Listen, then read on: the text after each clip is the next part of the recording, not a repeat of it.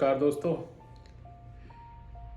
कल तक की हमारी वीडियोस में हमने अध्याय 1 के श्लोक नंबर 1.8 तक कवर किए, उनको समझने की कोशिश की। आज हम लोग श्लोक नंबर 1.9 से शुरू करते हैं। श्लोक नंबर 9 ऑफ अध्याय 1 इज अन्ये च बहवा शूरा मदर्थे त्यक्त जीवितः नाना शस्त्र प्रहरण सर्वे युद्ध विशारदः। अब इस श्लोक में दुर्योधन द्रोणाचार्य को क्या बताना चाह रहा है कि हमारे पक्ष में अनेक अनेक महायोद्धा हैं जो मेरे लिए अपने जीवन का बलिदान करने के लिए तत्पर हैं। अब जैसा पहले श्लोकों में मैंने आपको बताया कि पांडवों की इतनी विशाल सेना देखकर दुर्योधन थोड़ा भयभीत हो गया और उसको थोड़ा डर लगने लगा। तो अपने डर को संभालने के लिए, या हम अपनी रियल लाइफ में इस एग्जाम्पल को ले सकते हैं कि बहुत बार ऐसी सिचुएशंस आती हैं कि हम लोग उस सिचुएशन से भागना चाहते हैं, क्योंकि वो सिचुएशन हमें कहीं ना कहीं रियलिटी चेक देती है हमारी लाइफ का, और हम उस रियलिटी चेक से भागते हैं। अब जो ये रियलिटी थी जहां दुर्योधन खड़ा था, ये दुर्योधन अपनी गलती से वहां खड़ा था, क्योंकि अधिकार स्वरूप तो हस्तिनापुर पर आधा राज्य जो था वो पांडवों को देना चाहिए था, दुर्योधन को। उसके बाद भी पांडव एग्री थे कि अगर आधा न्याय नहीं हो सकता तो हम लोग 5 गांवों पे संतोष कर लेंगे कि हर एक पांडव को एक गांव दे दिया जाए।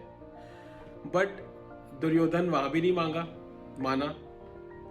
और ये जो युद्ध है जहां आज दुर्योधन खड़ा हुआ है, ये दुर्योधन की ही चॉइस थी। Duryodhan wanted to fight. अब यहां जो खड़ा है, there is no looking back, क्योंकि वो अपने कर्मों की वजह से यहां खड़ा है। और पांडवों की सेना देखकर इतना भयभीत हो गया कि अपने आप को मॉरलाइज करने के लिए या अपने आप को थोड़ा बेटर फील कराने के लिए वो अब उन योद्धाओं को देख रहा है जो उसकी सेना के अंदर प्रेजेंट है कि वो क्या कर सकते हैं। तो इस श्लोक के माध्यम से दुर्योधन कहता है गुरु द्रोणाचार्य को कि हमारे पक्ष में भी ऐसे ऐसे महायोद्धा हैं जो मेरे लिए अपने जीवन को कुर्बान करने के लिए तत्पर खड़े हैं। वे युद्ध कौशल में पूर्णतया निपुण हैं और विविध प्रकार के शस्त्रों से सुसज्जित हैं।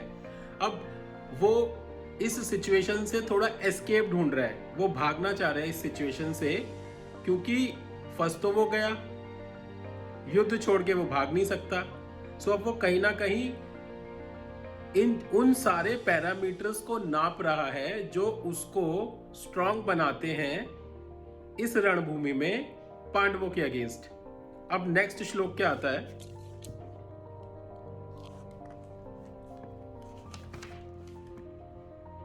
अपर्याप्तम तदस्माकम बलम भीष्माभिरक्षितम पर्याप्तम त्वमेतेषाम बलम भीमाभिरक्षितम। अब दुर्योधन इस श्लोक में रणभूमि में प्रेजेंट 2 मेन योद्धाओं के बारे में बता रहा है, एक तो भीष्म और दूसरा भीम। ऐसा क्यों? क्योंकि जो कौरव सेना थी उसका सबसे बड़ा प्रोटेक्शन फैक्टर था पितामह भीष्म। कौरवों की सेना को पितामह भीष्म जो थे वो संरक्षित किए हुए थे, क्योंकि सबसे ज्यादा एक्सपीरियंस योद्धा कौरवों की सेना के थे। और दुर्योधन ये भी बताना चाह रहा है कि हमारी शक्ति तो असीमित है और सभी महान सेना नायक भीष्म पितामह के नेतृत्व में पूरी तरीके से संरक्षित है, जबकि पांडवों की सेना भीम से संरक्षित होते हुए भी काफी सीमित है। कहने का मतलब कि भीम उनकी सेना को संरक्षित तो कर पा रहा है, लेकिन बड़ी सीमित तरीके से। सीमित वर्ड का इस्तेमाल क्यों किया? क्योंकि भीम और भीष्म दोनों बलशाली हैं, दोनों बड़े एक्सपीरियंस्ड भी हैं, बड़े ट्रेंड भी हैं, लेकिन एक बहुत मेजर डिफरेंस है भीम एंड भीष्म के बीच में, और वो डिफरेंस है एक्सपीरियंस का। भीष्म बहुत ज्यादा एक्सपीरियंस योद्धा है, भीम के पास एक्सपीरियंस की कमी है। और जाहिर सी बात है, पितामह भीष्म का दुर्योधन की सेना में होने का कहीं ना कहीं एक पॉजिटिव फैक्टर तो दुर्योधन को मिलता, उनके एक्सपीरियंस का या उनके युद्ध कौशल का। अब दुर्योधन ने आत्म प्रशंसा करने वाले ये शब्द अपने आप को खुश करने के लिए यूज किए, क्योंकि जब उसे अपना अंत दिखाई देने लगा, अपना अंत दिखाई दे रहा है, तो कहीं ना कहीं वो अपने आप को ऊर्जा से भरना चाह रहा है। वो चाह रहा है कि जो उसको दिख रहा है वो रियलिटी में ना तब्दील हो। तो वो उस स्थिति का आकलन करने के लिए आत्म प्रशंसा कर रहा है अपने आप की, और ऐसा अभिमान कर रहा है जो रियल नहीं है। और भीष्म पितामह जो थे वो कौरवों की सेना के प्रधान सेनापति थे, और उनके पास एक वरदान था, उनको इच्छा मृत्यु का वरदान प्राप्त था।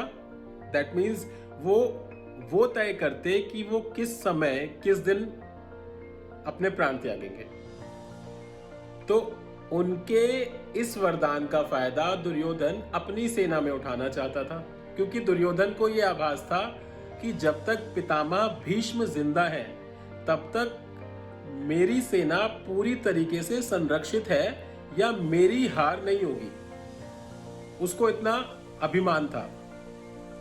अब पांडव पक्ष की सेना भीम के संरक्षण में थी, जो दुर्योधन का जन्मजात शत्रु था, और कहीं ना कहीं दुर्योधन को अंदर ही अंदर ये बात रियलाइज थी कि अगर जीवन में कभी भी दुर्योधन की मृत्यु किसी व्यक्ति के हाथ होगी तो he will be none other than Bhim.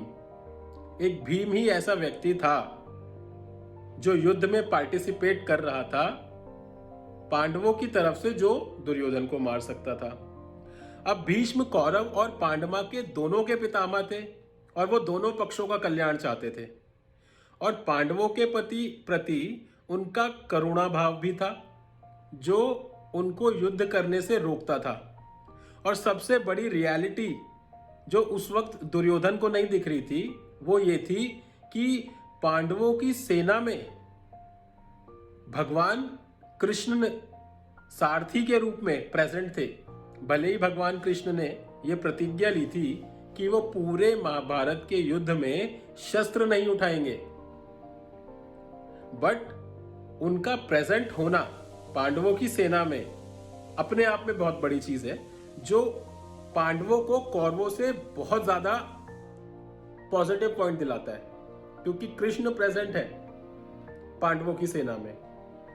और भीष्म पितामह को पूरी तरीके से यह आभास है कि जब तक पांडवों की सेना में भगवान कृष्ण प्रेजेंट है इन एनी फॉर्म, भले ही वो सारथी के फॉर्म में वहां थे, कौरवों का जीतना असंभव था।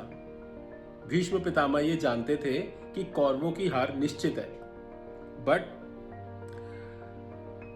उनको अपना नैतिक उत्तरदायित्व निभाना था, और हस्तिनापुर और कौरवों की रक्षा करने के लिए उन्होंने इस युद्ध में पूरी तरीके से हिस्सा लेने का जो था अपना निर्णय लिया।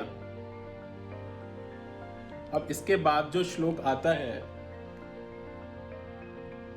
अयनेषु च सर्वेषु यथा भागमव स्थिता भीष्ममेवाभिरक्षन्तु भवन्तः सर्व एव हि। अब इस श्लोक में दुर्योधन जो है वो थोड़ा प्रोटेक्टिव हो रहा है पितामह भीष्म की तरफ, क्योंकि भीष्म वृद्ध हो गए हैं, भले ही वो कितने वृद्ध हैं, वो आज भी पूरे युद्ध में, अगर हम पूरे युद्ध में लड़ने वाले योद्धाओं को एक कैटेगरी में डालें, कैटेगरी 1, 2, 3, तो आज भी जो कैटेगरी 1 में आने वाले योद्धा हैं, जो सबसे ऊपर हैं, जिन्होंने कभी हार का सामना नहीं किया, भीष्म उसमें आते हैं अभी भी। भले ही वो वृद्ध है, बट स्टिल वो सेनापति है। और इस नाते दुर्योधन इस श्लोक के थ्रू अपने और सेना नायकों से ये अनुरोध करता है कि अपने अपने मोर्चे पर अडिग रहें और पितामह भीष्म की सहायता करें, कि कहीं ऐसा ना हो कि पितामह भीष्म किसी एक डायरेक्शन में युद्ध करने जा रहे हैं और दूसरी डायरेक्शन से उनके ऊपर किसी भी प्रकार का हमला हो जाए। तो एक प्रोटेक्टिव फैक्टर यहाँ दुर्योधन के अंदर पितामह भीष्म के लिए आया, लेकिन वो फैक्टर स्वार्थी था, क्योंकि उसको ये पता था कि पितामह भीष्म के बिना इस युद्ध में टिकना और ज्यादा मुश्किल हो जाएगा। तो इस श्लोक में दुर्योधन ये आग्रह कर रहा है अपने सैनिकों से कि आप लोगों की ये पूरी जिम्मेदारी बनती है कि पितामह भीष्म को पूरी तरीके से संरक्षण मिलना चाहिए या प्रोटेक्शन मिलनी चाहिए इस युद्ध के अंदर। अब संजय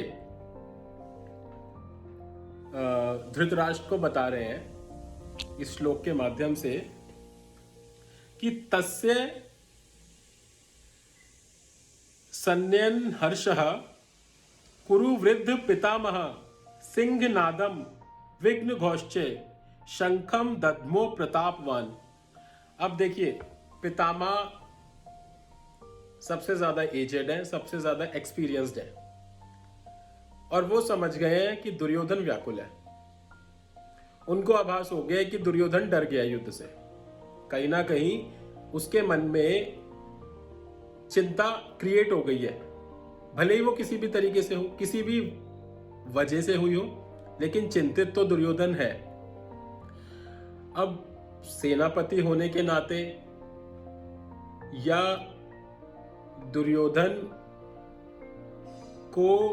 दुर्योधन की सेना का जितना भी संचारण होना था वो भीष्म पितामह के हाथों ही होना था। तो इस नाते भीष्म पितामह कहीं ना कहीं दुर्योधन को अच्छा फील कराने के लिए अपना शंख बजाते हैं। और शंख बजाने के यहां दो रीजंस हो सकते हैं। पहला तो जो भीष्म पितामह का जो शंख है उसकी ध्वनि सिंहनाद की तरह, जैसा एक जंगल में शेर दहाड़ता है उस प्रकार पितामह भीष्म की शंख की ध्वनि है। तो पहला रीजन तो शंख बजाने का भीष्म पितामह का है कि सिंहनाद की गर्जना से दुर्योधन के अंदर एक शक्ति दोबारा जागृत हो, जो वो डर गया है वो डर निकल जाए। और दूसरा रीजन अपनी प्रेजेंस फील कराने का भी है कि मैं यहां सेनापति के तौर पर कौरवों की तरफ से युद्ध कर रहा हूं, और अपना शंख बजाने का मतलब अपनी प्रेजेंस फील कराना भी है। और उस टाइम पे, पहले समय पे, किसी भी युद्ध के नियम के अनुसार शंखनाद करके युद्ध का उद्घाटन किया जाता है, मींस युद्ध स्टार्ट किया जाता है शंखनाद करके। तो इस श्लोक से युद्ध का जो उद्घाटन हुआ है, युद्ध यहां से आप कह सकते हैं कि युद्ध की घोषणा हो गई है।